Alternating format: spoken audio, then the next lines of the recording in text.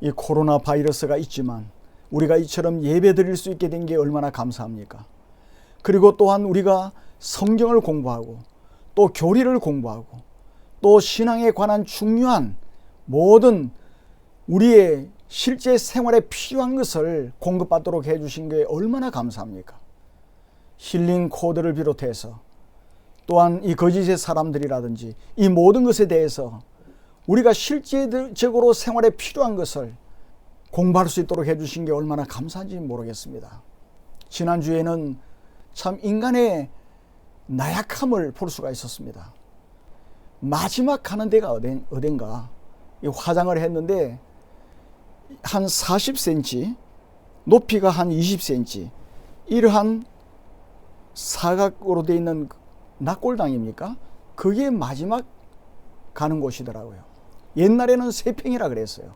요즘에는 세평도 아니고요.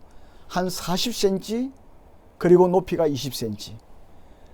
채꼬지처럼 되어 있더라고요. 근데 그게 마지막 들어가는 곳이더라고요. 그게 인간입니다. 만일에 우리에게 하나님 나라가 없고 우리에게 주 예수 그리스도가 없는 그런 사람이라고 하면은 얼마나 불쌍합니까? 그것이 이 세상에서 마지막 종착역이고 그 영혼은 영원한 지옥 형벌을 받을 수밖에 없고 주 예수 그리스도 다시 오실 그때에 두려워 떨면서 바위야 산아 나를 가리워다오 그렇게 외칠 수밖에 없는 정말 불쌍한 인간이 예수 믿지 않는 인간이에요. 우리가 예수 믿고 구원받고 하나님을 아버지라 부를 수 있게 된 게 얼마나 감사한지, 얼마나 큰 은혜인지 우리는 항상 하나님께 감사할 수 있는 우리 자신이 되어야 할 것입니다. 얼마나 우리를 위해서 준비해 놓은 것이 아름답습니까? 예수님께서 우리의 집을 예수님께서 손수 짓고 계시는 거예요. 그래서 우리의 처소가 다 준비가 되면은 주님 다시 오신다 그랬어요. 그리고 지금 복음이 땅끝까지 전거되고 있고요. 복음이 찬란한 꽃을 피우고 열매를 맺었던 영국이라고 하는 그 나라도 지금 무슬림 국가가 되어가고 있습니다. 유럽이 그렇게 되어가고 있습니다. 지금 우리나라도 마찬가지 아닙니까?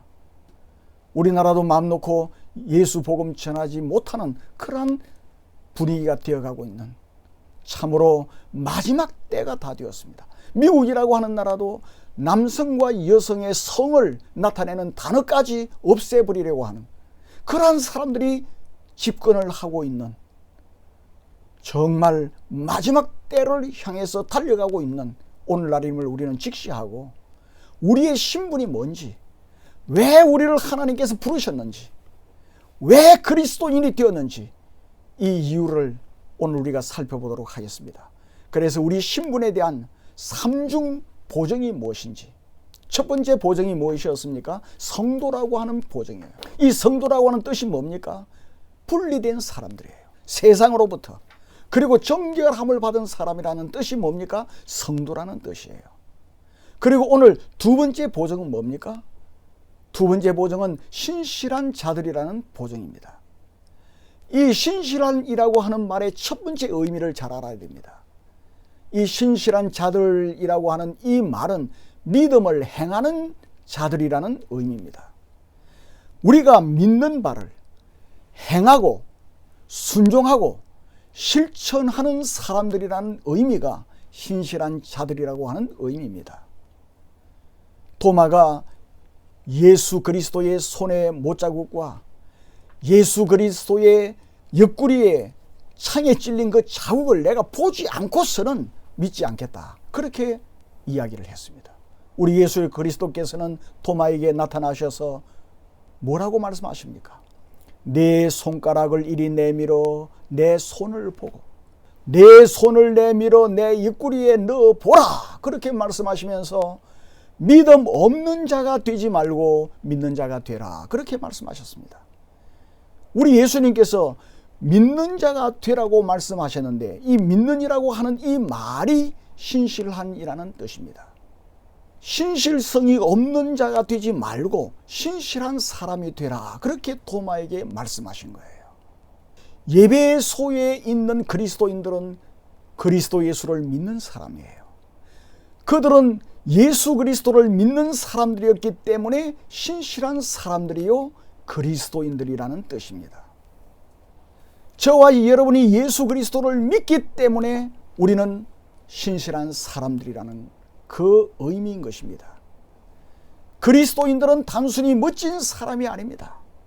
예수를 믿는 그리스도인들은 그저 선한 사람이 아닙니다.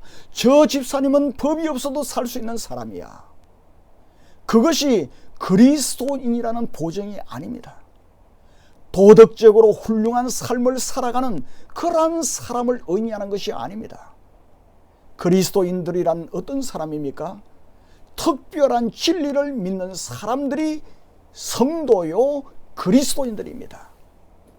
예수 그리스도를 믿고 특별한 진리를 믿는 사람들이기 때문에 주 예수 그리스도의 인격을 닮은 사람들이 성도들입니다.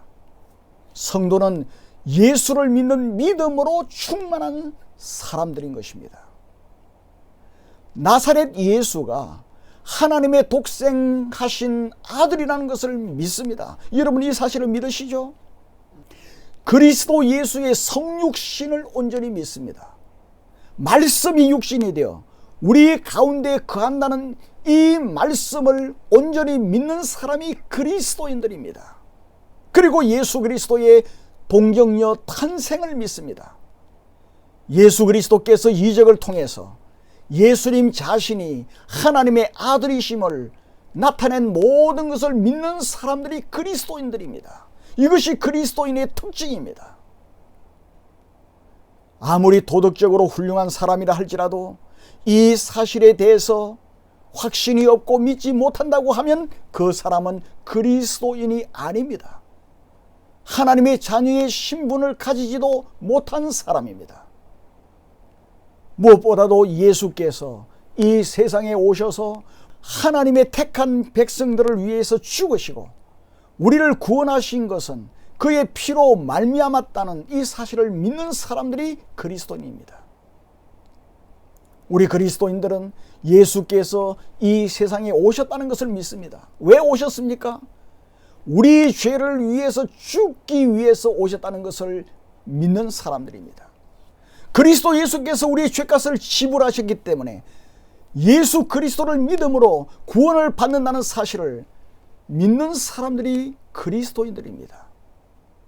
예수 그리스도께서 우리의 죄악의 형벌을 짊어지시고 우리가 당해야 할 죽음을 죽으신 것을 믿습니다. 그리하여 우리가 성부 하나님과 화평을 이루었다는 것을 믿습니다. 성도란 이러한 요소들을 온전히 믿기 때문에 신실한 사람들입니다. 이 믿음을 가졌기 때문에 이 믿음으로 살아가는 사람들이 어떤 사람들입니까? 그리스도인들이고 신실한 사람들이에요. 그리고 두 번째 신실한 사람이라는 의미가 있습니다. 신실한 사람이라고 하는 두 번째 의미는 신뢰할 만한 사람들이라는 뜻입니다. 첫째는 무슨 의미였습니까? 믿음을 행하는 사람들이라는 의미이고, 두 번째는요, 신뢰할 만한 사람들. 우리는 왜 신뢰할 만한 사람들입니까? 그 이유가 뭐죠? 우리가 믿음을 가지고 있기 때문입니다. 주님에 대한 모든 사실을 믿고 신뢰하고 있기 때문입니다. 우리는 지옥과 천국이 있다는 사실을 믿기 때문입니다. 이 세상은 끝이 아니고 단지 시작일 뿐이라는 사실을 믿는 사람이기 때문에 우리는 신뢰할 만한 사람들이라는 뜻입니다. 우리는 이 두 번째 의미를 잊지 말아야 합니다. 우리는 다른 사람들이 믿어줄 만한 사람이 되어야 됩니다. 다른 사람들이 우리를, 그리스도인들을 믿어줄 수가 있어야 합니다. 우리는 교훈의 모든 풍조에 휘말리는 사람들이 되어서는 안 됩니다. 우리는 그리스도의 신성이나 그리스도의 동정녀 탄생, 그 밖에 중요한 교리들을 부인하는 많은 책들이 있고 유명한 사람들의 강의도 있습니다. 그러한 논문도 있습니다. 그러한 저서들을 읽고는 흔들리는 믿음을 가진 사람이어서는 안 됩니다. 도울의 책을 읽고 유명한 무슨 박사의 강의를 듣고 믿음이 흔들리는 사람이 되어서는 안 됩니다. 우리는 신뢰할 만한 사람들이어야 합니다. 믿을 만한 사람들이어야 하는 것입니다. 우리는 우리가 무엇을 믿는가를 아는 사람들이에요. 우리는 사도와 같이 믿음을 지키기 위해서 원수들을 대적하여 맞서서 견고히 대항할 사람들입니다. 그러한 사람들이기 때문에 우리는 신실한 사람이고 신뢰할 만한 사람들이에요. 우리는 우리가 무엇을 믿는가를 아는 사람이에요. 우리는 아무것도 모르고 맹목적으로 교회 다니는 사람들이 아닙니다. 그저 교회 가니까 좋다더라. 교회 가면은 뭔가 좋은 일이 생긴다더라. 그렇게 교회 다니는 사람들이 아닙니다. 우리는 무엇을 믿는지를 알고 교회 다니는 사람들이에요. 그 사람들이 뭡니까? 그리스도인들입니다. 우리는 사도와 같이 믿음을 지키기 위해서 원수들을 대적할 사람들입니다. 그들과 맞서서 견고히 대항할 사람들이 그리스도인들이라는 사실을 기억을 해야 됩니다. 아무리 핍박이 심하다 할지라도 그리스도인들은 좌절하지 않습니다. 초대교회 그리스도인들 중 대부분은 예수는 주라는 그 고백을 고집했습니다. 우리는 이 말을 무수히 들었습니다. 가이사는 주라고 하는 그 말하는 것을 거절했습니다. 만일에 가이사가 주라고 하는 그 말을 거절하면 사형에 처해진다는 사실을 알았습니다. 그러면서도 어떻게 했습니까? 예수는 주라는 사실을 고백했습니다. 그러기 때문에 그 당시 사람들은, 예수 믿는 사람들은 신뢰할 만한 사람이다. 자기의 주를 위해서 이렇게 목숨도 아까워하지 않는 사람들이다. 예수 믿는 사람들은 믿을 수 있는 사람이다. 그러한 인상을 주었던 것입니다. 오늘날 우리는 자유롭게 예수 믿습니다. 자유롭게 예수 그리스도는 주라는 사실을 고백할 수 있습니다. 그러나 우리가 살고 있는 사회도 점점 믿음에 충성한다는 이유 때문에 직장을 잃는 성도들이 생겨나고 있습니다. 코로나가 창궐할 때 교회에 예배 드리러 갔다는 이유로 직장을 잃은 성도들이 우리 사회에 있습니다. 신앙의 자유가 없는 지역에 전도지를 보낸다고 하여서 경찰의 조사를 받으며 감옥에 갇히는 일이 일어나고 있습니다. 영국 런던 시장이 무슬림입니다. 이번에 다시 당선되었습니다. 지금도 지구촌 곳곳에서 주님을 신실하게 믿는다는 이유로 지위를 상실을 당합니다. 가족들에게서 분리되어 감옥에 던짐을 받습니다. 심지어는 총살을 당하고 무서운 방식으로 수족을 절단당하는 일들이 지금도 일어나고 있습니다. 우리 하나님께서는 남자와 여자를 창조하셨고 한 남자와 한 여자가 결혼하여서 한 몸을 이루고 가정을 이룬다는 말을 선포하며 가르친다고 하여서 직장을 잃고 벌금을 물리는 일이 현실적인 문제가 되어가고 있습니다. 이미 영국에서는 그렇게 되고 있습니다. 그러나 그러한 박해가 있다 할지라도 신실한 사람들인 성도들은 굳건하게 서서 믿음으로 충만하여 있는 사람들입니다. 그리스도인들은 마지막 순간까지 굳건히 서 있을 믿을 만한 사람들이에요. 그리스도인들은 이 믿음을 포기하지 않아요. 그래서 세상 사람들은, 예수 믿는 사람들은 믿을 수 있는 사람이라는 생각을 가지게 되는 것입니다. 예수를 믿는 그리스도인들은 결코 넘어지거나 자초당하지 않을 사람들입니다. 그러기에 초대교회 그 지역 사람들, 그 시대 사람들은 예수 믿는 사람들을 믿었습니다. 저 사람들은 믿을 수 있는 사람이야, 신뢰할 수 있는 사람이야, 그렇게 인식했습니다. 예수 그리스도 믿음에 대해서 끝까지 충성했기 때문입니다. 사랑하는 성도 여러분, 여러분과 저는 어떠한 일이 일어난다 할지라도, 누구에게 조롱을 받고 비웃음을 당한다 할지라도 신실해야 됩니다. 재정적인 대가, 직업적인 희생의 대가 등이 어떠한 대가를 치른다 할지라도 우리는 신실해야 합니다. 누구에 대해서 신실해야 됩니까? 우리가 믿는 믿음에 대해서 신실해야 됩니다. 주 예수 그리스도에 대해서 신실해야 됩니다. 그렇게 될 때 신뢰할 만한 그리스도인이 될 수 있는 것입니다. 우리는 그리스도 예수를 믿는 믿음 위에 굳건하게 서 있어야 되는 것입니다. 그리스도인은 그러한 사람들이라는 거예요. 그리스도인은 자기가 믿는 분이 누구인지를 아는 사람이에요. 그리스도인은 그리스도를 부인하는 것보다 죽는 편을 택하는 사람들이에요. 그러기에 성도는 신실한 사람들이요, 믿음을 행하는 사람들이요, 신뢰할 만한 사람들이라는 의미입니다. 이것이 우리 한국에서는 예수 믿는 사람은 출세하는 사람이고, 예수 믿는 사람은 부자 되는 사람이고, 예수 믿는 사람은 높은 자리 차지하는 사람이라는 이 성경과 개념이 완전히 다른 개념이 되고 있는 거예요. 이것은 두렵고 무서운 일입니다. 우리 성도는 신실한 사람들이고 믿음을 행하는 사람들이고 신뢰할 만한 사람들입니다. 이것을 꼭 잊지 마시기를 바랍니다. 이것이 우리 신분에 대한 보증인 것입니다. 그리고 세 번째 보증이 뭡니까?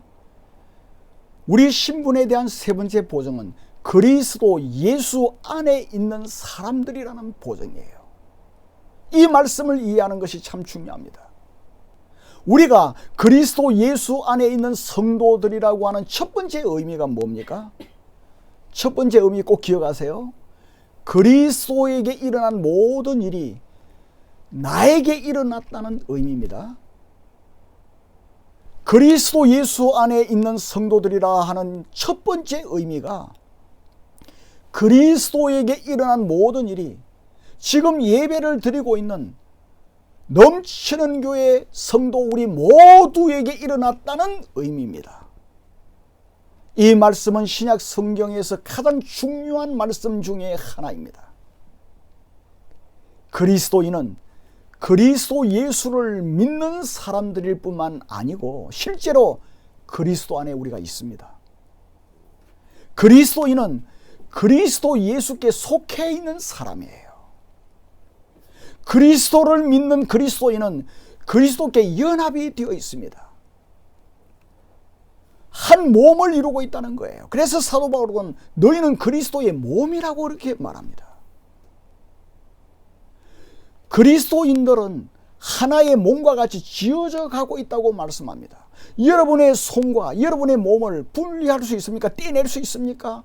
떼낼 수 없습니다. 그와 같이 그리스도 예수와 우리는 연합이 되었고 저와 여러분들도 연합이 되어 있는 것입니다. 한 몸으로 지어져 가는 것이에요. 그러므로 그리스도인이 된다는 것은 예수님께 연합하여 있고 그리스도 예수 안에 있다는 것을 의미하는 것입니다. 여러분 이 사실을 꼭 믿으시기를 바랍니다. 로마서 6장에서 사도 바울은 그리스도께서 십자가에 못 박히실 때 우리도 예수님과 함께 십자가에 못 박혔다고 말씀하십니다. 우리 예수 그리스도께서 십자가에서 죽으셨을 때 우리도 죽었습니다. 우리 예수 그리스도께서 장사 지낸 바 되었을 때 우리도 예수님과 함께 장사 지낸 바 되었습니다. 우리 주 예수 그리스도께서 부활하실 때에 우리도 그와 함께 부활하였습니다. 이제 우리는 예수 그리스도께서 하늘 보좌에 앉으셨어요. 우리도 똑같이 하늘 보좌에 앉힌 바 된 사람입니다. 그것을 로마서 6장에서 말씀하고 있고 에베소서 1장에서도 말씀하고 있습니다.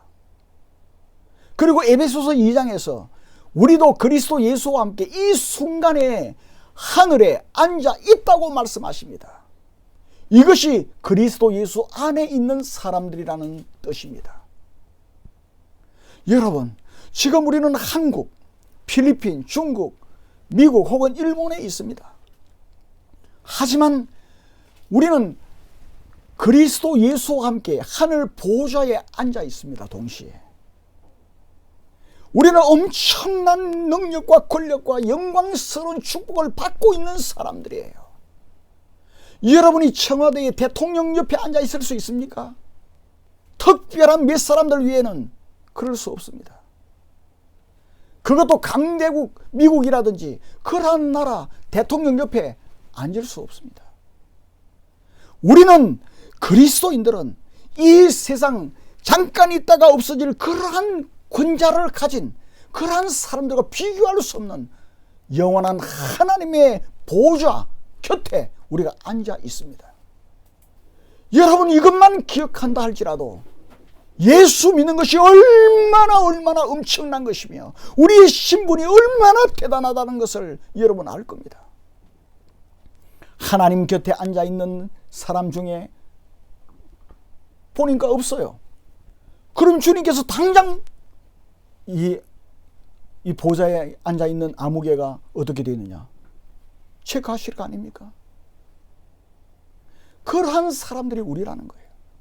우리의 모든 상황에 대해서 한순간순간 보시고 체크하고 관심을 기울이고 사랑하시는 그분이 누구라는 겁니까? 하나님이라는 뜻입니다. 이게 그리스도 예수 안에 있는 성도라는 뜻이라 그 말입니다. 여러분, 우리에게 어떻게 함으로 이런 엄청난 일이 일어났습니까? 상상할 수 없는 일이 어떻게 우리에게 일어났지요? 그것은 바로 조금 전에 말씀드렸듯이 우리가 그리스도 예수 안에 있기 때문에 일어난 겁니다. 이 엄청난 일이, 놀라운 일이 예수 그리스도 안에 있기 때문에 일어난 거예요. 내가 예수님께 속해 있고 내가 예수 그리스도의 지체이며 나는 나의 것이 아니고 예수 그리스도께서 값으로 지불하시고 나를 사셨습니다.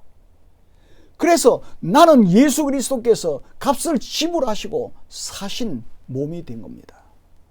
우리는 이 세상에서 그 무엇과도 비교할 수 없는 영광스러운 신분이 되었습니다.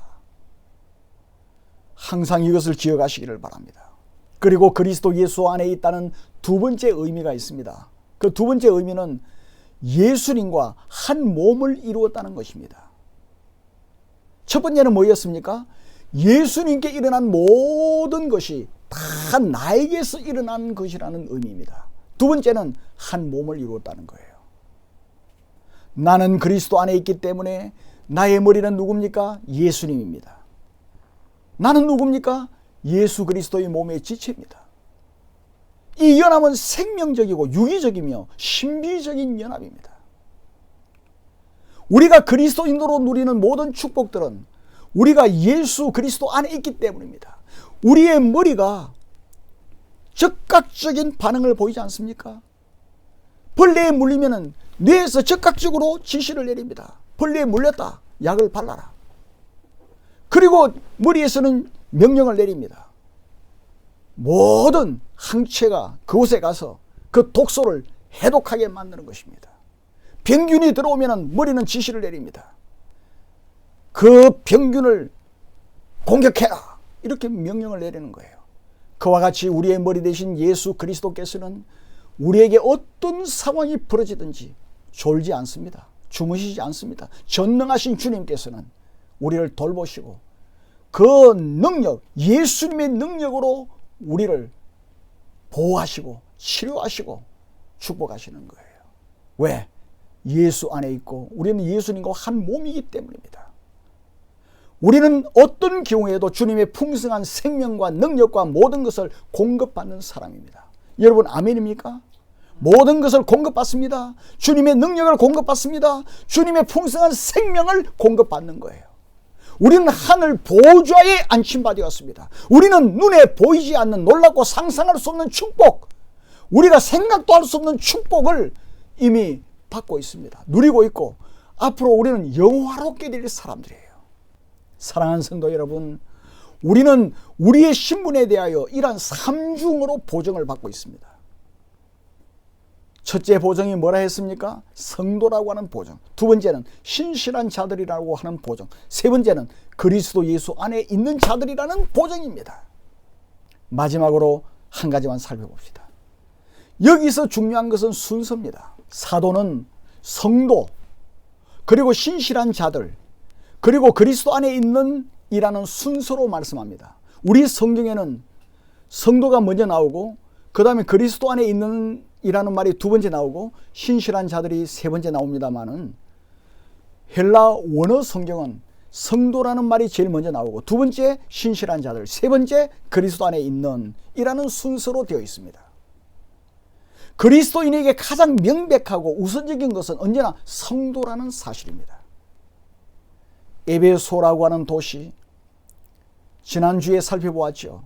정말 부유한 도시였습니다. 학문이 넘치는 도시였고 똑똑하다는 사람이 살고 있는 도시였습니다. 부자들, 그리고 철학, 이교도와 안일한 삶을 살기를 원하는 사람들은 오아시스와 같은 곳이었습니다. 돈 많은 사람들, 이교도들, 그리고 철학가들, 그 당시 좀 배운 사람이라고 하는 사람들이 살아가기에는 오아시스처럼 좋은 도시가 에베소라고 하는 도시였습니다.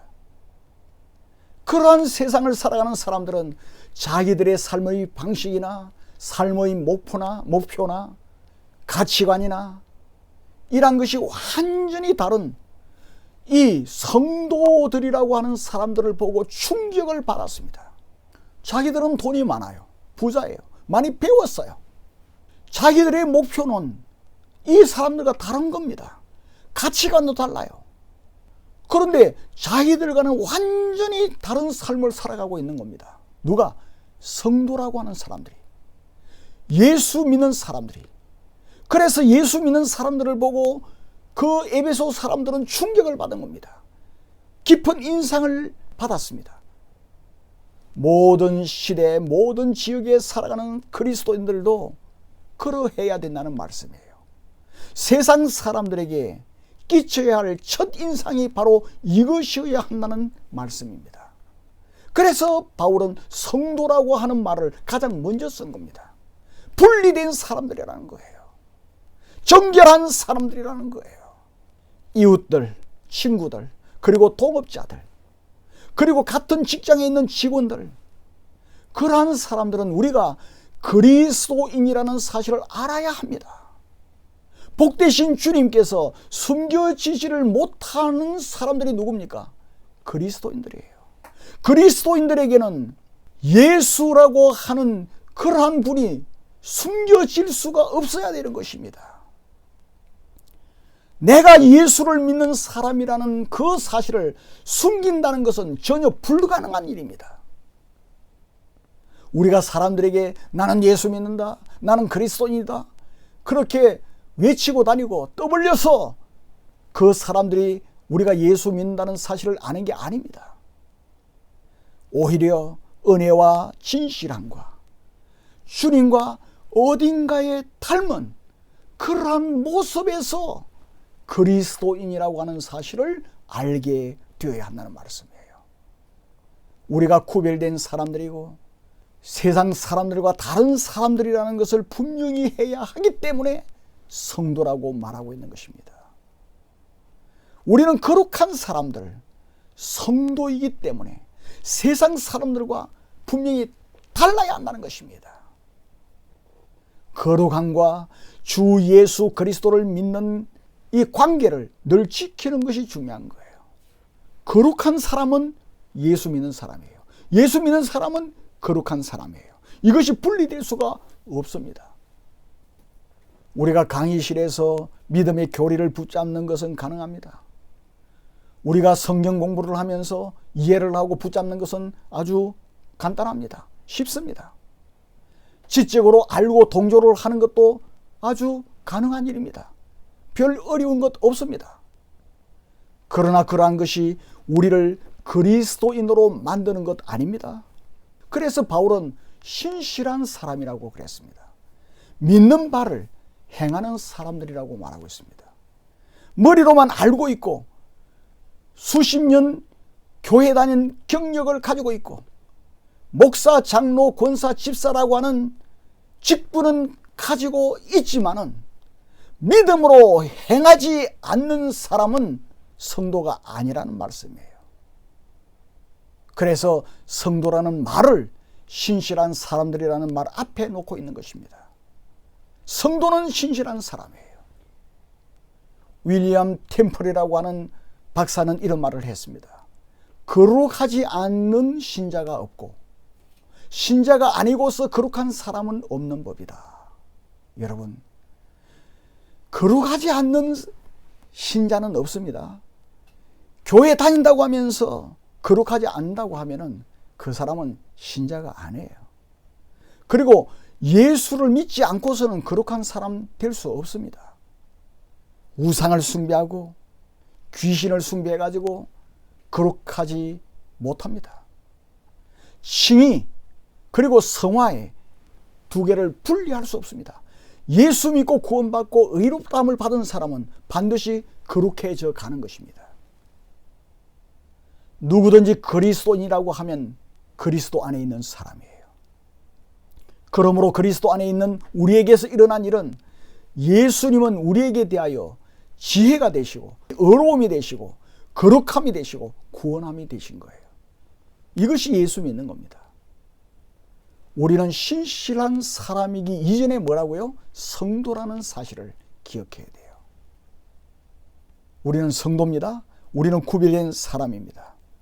그렇기 때문에 우리는 믿는 사람이에요. 성도는 신실한 자들이요 그리스도 안에 있는 자들이라는 것을 나눌 수 없습니다. 거룩함이 모든 그리스도인의 특징이 되는 것입니다. 만일 우리가 거룩하지 않다면 우리가 그리스도인이라고 고백하는 것이 가치가 없습니다. 여러분은 거룩함을 입지도 않았고 만일에 그렇다고 하면 믿는 사람일 수가 없는 거예요. 성도가 아니고서는 거룩해질 수 없음을 분명히 하고 있는 것입니다. 그리스도 안에 있는 성도를 신랑 되시는 주님과 결코 나눌 수 없기 때문입니다. 여러분, 이 세상 사람들은 돈과 안일한 삶을 살아가는 것이 최대의 삶의 목표입니다. 그렇지 않습니까? 돈 많이 버는 것, 그래서 안일한 삶을 살아가는 것, 그것이 인생의 목표입니다. 이 목표 때문에 예수 믿고 교회 다닌다고 하면 그 사람은 그리스도인이 아닙니다. 그것이 목표라고 하면 그리스도인이 아니라는 말이에요. 최대의 삶의 목표가 돈과 안일한 삶이 세상 사람들의 목표인데 그러한 세상 사람들이 자기들의 삶의 방식, 자기들의 삶의 목표, 자기들의 가치관과 완전히 다른 성도들인 우리를 보고서 충격을 받을 수 있어야 됩니다. 사실은 충격을 받아야 돼요. 그와 함께 깊은 인상을 받아야 하는 것입니다. 한국의 곳곳에 많은 예배당이 지어져 있습니다. 십자가가 세워져 있습니다. 크고 작은 교회들이 있습니다. 많은 교회는 수만 명씩 성도 수를 자랑합니다. 우리 교회는 몇 명이 모인다는 그것을 자랑하는 것이 되어서는 안 됩니다. 우리 교회의 성도들의 삶의 방식이나 삶의 목표나 삶의 그 가치관을 보고 우리 마을에 있는 사람들이, 우리 사회에 있는 사람들이 충격을 받고 있다. 정말 깊은 인상을 받고 있다. 그렇게 될 때 교회인 것입니다. 삶의 목표가 돈 많이 버는 것과 안일한 삶을 사는 것이 목표가 된 사람들로 아무리 많이 교회에 모인다 할지라도 그것을 위해서 찬송을 힘차게 부르고 그것을 위해서 기도를 아주 애절하게 하고 그것을 위해서 눈물을 흘리고 그것을 위해서 봉사하고 그것을 위해서 연보하고 그것을 위해서 아주 열심히 전도도 한다 할지라도 삶의 목표가 만일에 그것이라고 하면 성도가 아니라는 말씀이에요. 우리는 주님으로부터 오는 능력으로 그리스도인다움이 우리들에게 자연스럽게 나타나도록 해야 되는 것입니다. 그리하여 우리가 살고 있는 지역에 심오한 영향을 미치도록 해야 됩니다. 초대교회 성도들은 그러한 영향을 미쳤습니다. 충격을 주었습니다. 예수 그리스도를 믿는다고 해서 화형을 당할 때 밑에 장작불에 불이 타고 있는데도 하나님께 영광을 돌리고 자기를 박해하는 사람들을 용서하는 것을 보고 그것을 집행하던 군인이 뛰어 올라가서 나도 예수 믿는 사람입니다, 그렇게 고백하는 역사가 일어났습니다. 충격을 주었습니다. 그 당시 세상을 변화시켰습니다. 우리나라도 마찬가지입니다. 초창기에 선교사님들이 들어와서 복음을 전하고 예수 믿는 사람들, 예수를 믿는다고 하여서 얼마나 많은 핍박을 받았습니까? 불신자 가정에 시집 갔던 며느리가 예수 믿는다고 해서 토요일 저녁에 시어머니가 엄청난 일거리를 주었습니다. 그 며느리는 밤새도록 그 일을 했습니다. 잠도 한심도 안 자고 다 일을 하고 나서 깨끗하게 옷을 갈아입고 교회당에 갔습니다. 그 사실을 안 시아버지와 시어머니가 예배당에 쫓아가가지고 예배 드린다고 앉아있는 며느리 머리채를 낙고채가 끌어당겼습니다. 얼마나 세게 끌어당겼던지 머리 가죽이 벗겨졌습니다. 그 며느리 머리에 바가지를 씌워놓은 것처럼 되어버렸습니다. 그러한 일을 당하고서도 하나님을 찬양하는 일이 있었습니다. 그러한 시아버지 시어머니를 지성껏 효도했습니다. 그러한 며느리를 보고 시아버지 시어머니가 충격을 받았습니다. 성도의 모습을 본 것입니다. 모든 식구들이 다 예수 믿는 역사가 일어났습니다. 그것이 성도입니다. 초창기 우리나라 교회 예수를 믿는다고 하면은 땅 문서 이 계약하는데 사인을 받지 않았습니다. 영수증을 안 받았습니다. 예수 믿는다고 하면 그냥 했습니다. 다 믿어 주었습니다.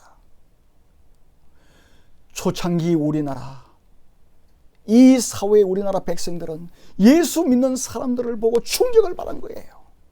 저 사람들은 우리와 다르다. 저 사람들은 우리와 다른 사람들이야. 심오한 영향을 받았습니다. 그리하여 이 땅에 부흥의 불길이 일어난 거예요. 지금 많은 교회들이 있었는데 지금 어떻습니까?